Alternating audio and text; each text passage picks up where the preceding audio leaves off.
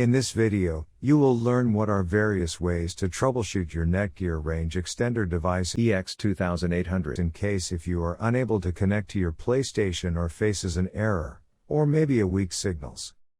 The first thing that you can do is try rebooting your Netgear Range Extender and your router. Second, if this does not solve the problem, then try factory resetting your Netgear Range Extender. Or set up your Netgear Range Extender again. The third thing that you can do is make sure that you are using the latest firmware version on your Netgear Range Extender. If you do not know how to update firmware, watch one of our videos on it.